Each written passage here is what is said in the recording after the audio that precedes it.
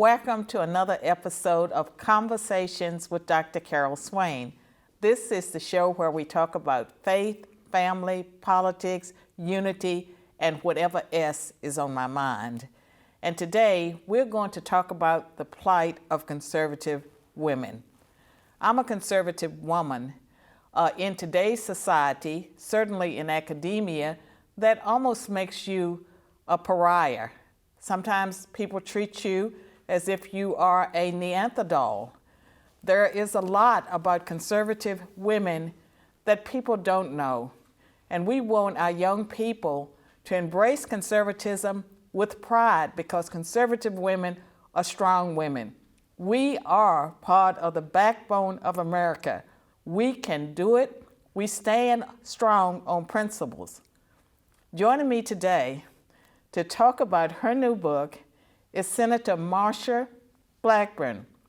Senator Blackburn has been representing Tennessee in some form or the other since 1998 when she started as a state senator. And so help me to welcome Marsha Blackburn. Marsha, thank you so much. I am delighted to join you, and you are so right. Conservative women are strong and principled, and I think the fact that the media just hits at us all the time is one of the reasons that we stand so firm on our principles. And some men would say that we're beautiful.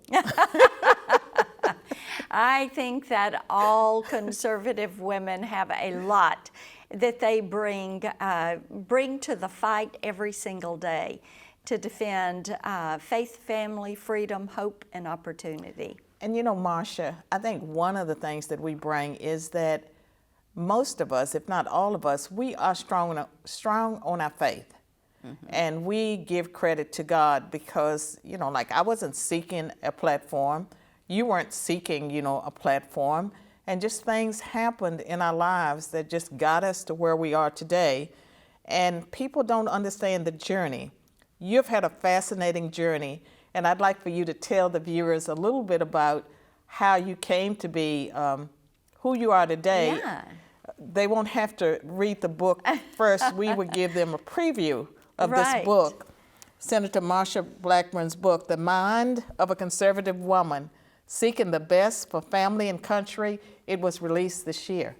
Yes, and it has been such a fun project because we really are entering the era of the conservative woman. And you saw it in the elections in 2020 when millions of voters chose conservative women to represent them, whether it was the local, state, or federal level. And indeed, at the federal level, more conservative women than ever were elected to public office. But for me, Carol, one of the things that really pushed me along my way was having strong female mentors in my life, and then having male mentors who really believed in me and felt like that I should push myself. So as we talk about how we approach different things, having those individuals that guide you, and then also knowing that it is not your will, it is God's will for your life, and being open to that, which really helps to get you on the right path, because you realize you don't chart your path, God does that. Absolutely. And these strong women that encouraged you early on in your journey, could you just mention a couple of them?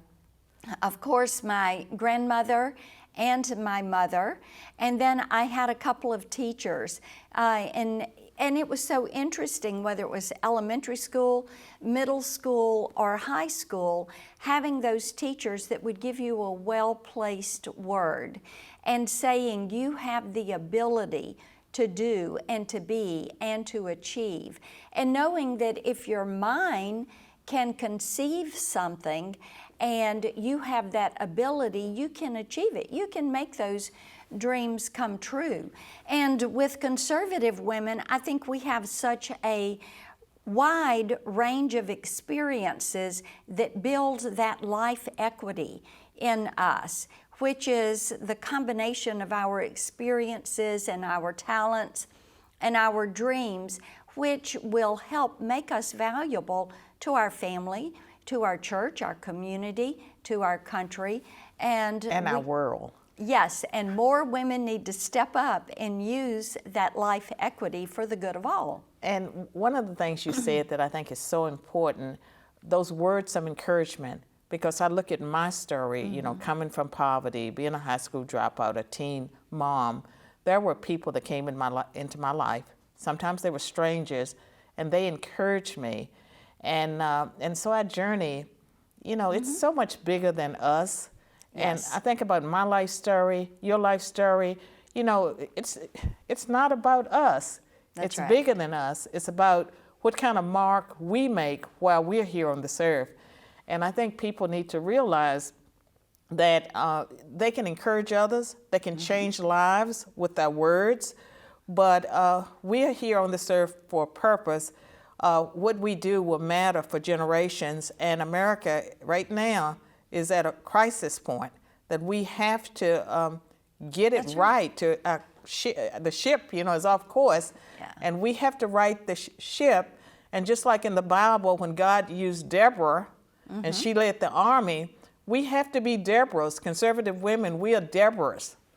Well, that is true, and that is why in the book, as I talk about conservative women and what we bring to the game, if you will, I talk a little bit about that noble heritage that we have. I have a chapter on that. I have a chapter that talks about the history of conservatism, going back into the 12 tribes of Israel, where we get our federalism from, and the Judeo-Christian ethic from Jerusalem, and philosophy from the Greeks, and law from the Romans, and our form of government from Britain, and of course Philadelphia with our wonderful founding documents that are there to guide our country.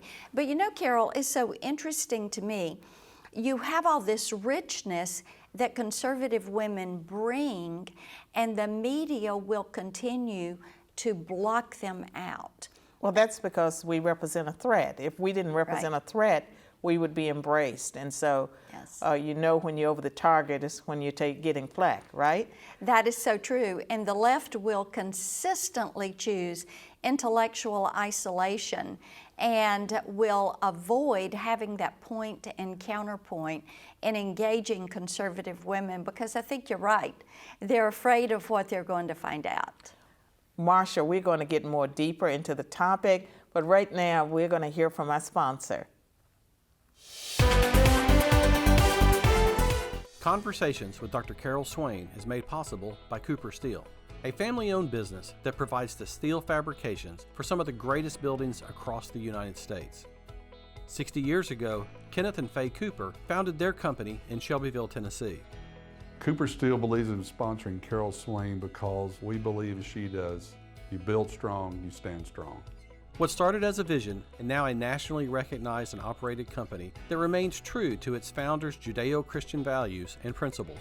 Cooper Steel is committed to excellence, responsibility, and community. Cooper Steel's motto is, build strong, stand strong. They treat their employees and customers like family. Thank you to Cooper Steel for standing strong with Conversations with Dr. Carol Swain. Learn more about our generous sponsor at coopersteel.com.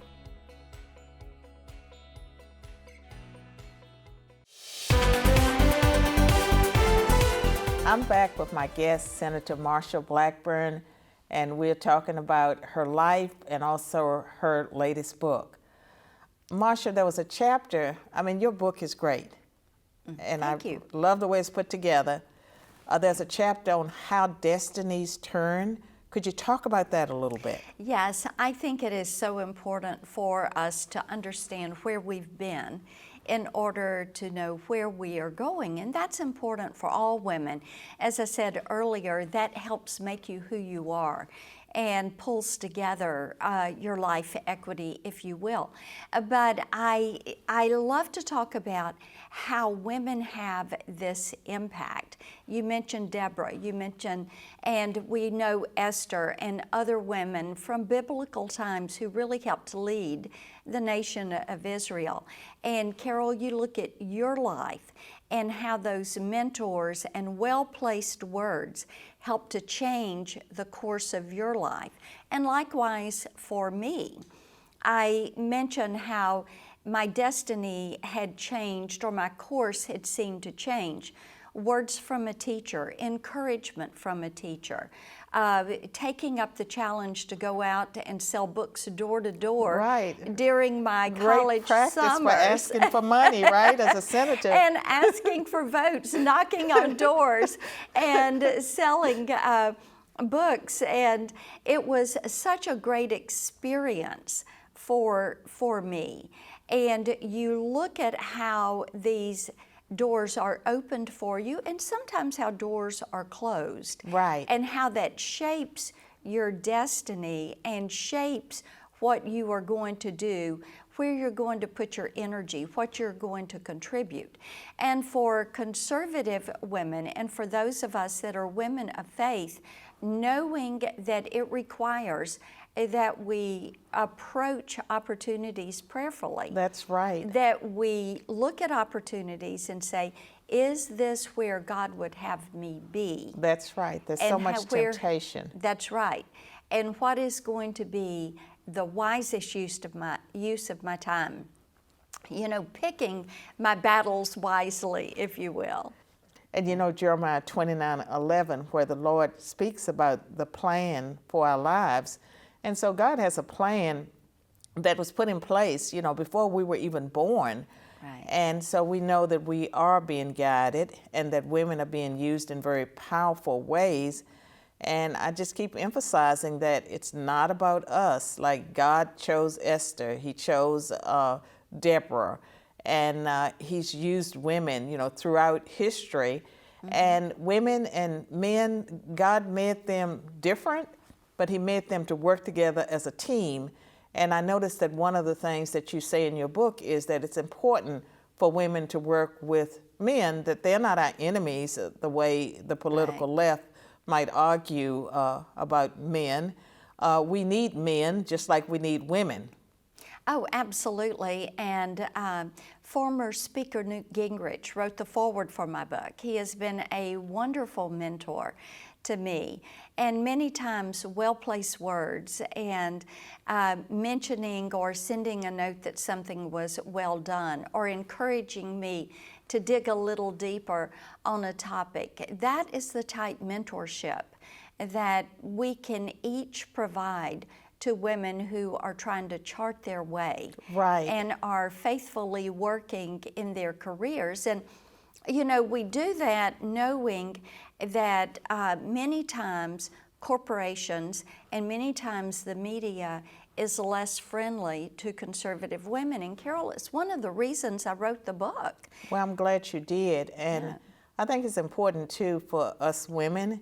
You know, we can have our male mentors, but at the end of the day, you know, we stand before God and sometimes they're wrong. That's why we're there. And so sometimes we have to go against the grain, not even knowing why we are making the decision we are, but it's our gut that tells us this is the way we should go. And I think that conservative women, because of their connection with God, that they are more willing, or should be more willing, you know, to take those difficult stances that may not make sense to anyone else.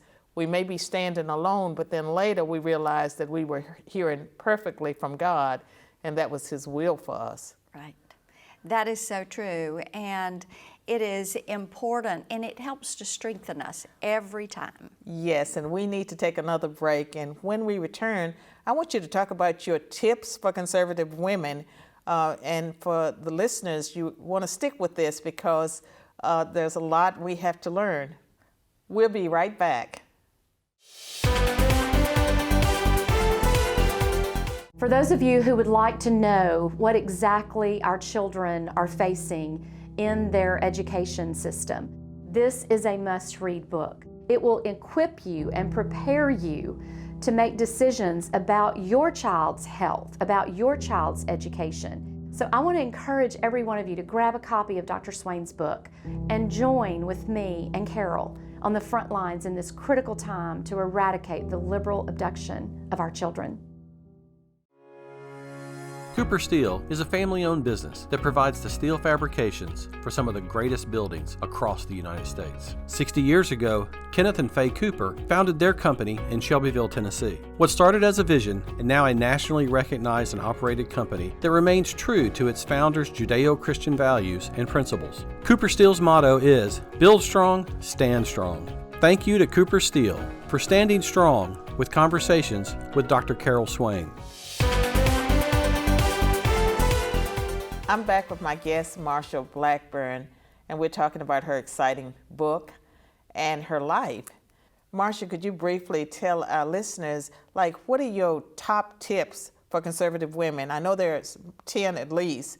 We can't do all 10, so just pick a few and then tell the viewers about your podcast. Oh, yes. Well, podcast first. freedomringspodcast.com is Like where the they're title. going to find it. And it's all about freedom fighters. So many times people would say, who are these happy warrior freedom fighters and that are helping you defend liberty and justice? So it is centering on them, a great opportunity for them to tell their stories. And yes, along the way, I've picked up some great tips from others, and a couple we've already talked about. People need to be able to know who they are, and then they need to be able to pick their fights wisely, pick their arguments wisely, educate yourself, make certain that you know what you are talking about when you're going to enter into a debate. And a couple of things. In other words, do your homework. That's it. Do your homework. The professor says, do your homework. And another is to remember that team is an acronym. Together, everyone achieves more. And Republicans, Yes. I hate to say this, but they don't always work together as a team, and they would be so much more effective if they stood together. They could learn from Democrats when it comes to teamwork. And we have to work together as a team and realize BEST is also an acronym. It's what we should strive for, better every single time. I like that. To be our best. And I also have in the book some ways to enter into conversations, because many times instead of getting into an argument, how about asking a question? You know, what that person is saying may be true, but what if this other is true? Because robust, respectful political debate has served our nation well, Right. and we need to return to having the ability to have those discussions and conversations and debates that have a point and a counterpoint. Now, Marsha, that's so important, because our conservative students on college campuses, you know, they have to think strategically, and one of the ways they can interact with their professors is by raising their hand and asking a very simple question. They know the answer to it, but it causes that professor to think. And so asking Yes. a question can take you closer to where you're trying to go. That's right. That's exactly right. And it causes the other people that are listening to the discussion to also think, well, what if that And were to true? smile, Yes. like when I am engaging with my enemies, I mean, it so disarms them, because I'm smiling, I'm not getting emotional. And when you're dealing with people who are emotional, if you're calm, it has a calming presence on everyone else, a calming Right. effect. Be a happy warrior. Yes. So I'm just so excited about the possibilities, and we are living through a period. We're living through a period of great uncertainty in America, but you know, the conservative women and what they represent, and the fact that they're fighting for our children. One of my big concerns right now is the attack the critical race theorists when it comes to all the talk about white privilege and whiteness. And I see that as a violation of our Equal Protection Clause, our civil rights laws. And I think it's important for conservative women, for mothers, for grandmothers, regardless of their race, to stand up and to fight on principles. Well, what we want to do is make certain that freedom and opportunity and justice and equality is there for everyone. Right. That is the promise of our Constitution. It is the promise of our rights. And it is the promise that we will work every day to be a more perfect union. And as conservatives, that should be something that we get up and go to work on every single day. You're absolutely right. And just those principles of non-discrimination, we are losing sight of some of the basic things that should hold our country together. And we just need to go back to first things. And understand that you and your daughter co-authored a book for young people. And very briefly, we don't have much time, tell our viewers about the book. It is called Camilla Can Vote. It is a children's historical fiction, and it is all about women's suffrage and the battle that took place August 18th, 1920. We just celebrated 100 years of women having the right to vote, and it honors these suffragists. Well, that is something that I will certainly check out, and I would love for the viewers to check out and to remember that the first woman elected to Congress was a Republican woman. Yes, that is very true. And the suffragists were conservative women that led that fight on behalf of all women in future generations. And Carol, it is so fascinating that it was a 72-year battle for women to get the right to vote. Thank you so much, Marsha, and I would love to have you back on. Love to join you. Thank you, Carol. We're going to break, and when I return, I'll have a few more closing comments.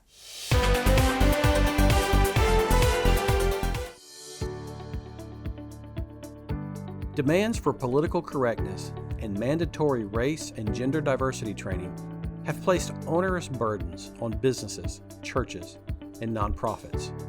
Learn how to improve relations by educating your team with principle-based training that brings people together rather than driving wedges between them. Unity Training Solutions helps your organization build strong teams by respecting and harnessing individual talent. Achieving your goals by providing viable alternatives to the divisive and counterproductive critical race and gender theories is our mission.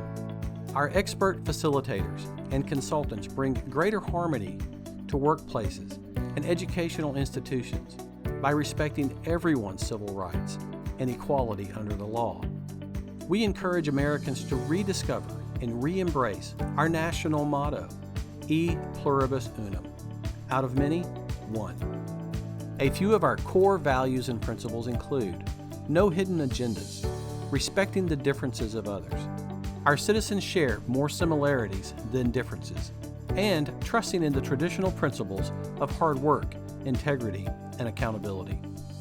Our seminars are geared towards your organization, educational, business, corporate, as well as churches and nonprofits. Want to know more about how to strengthen your team? Knowledge is power. You can learn more about Unity Training Solutions at unitytrainingsolutions.com.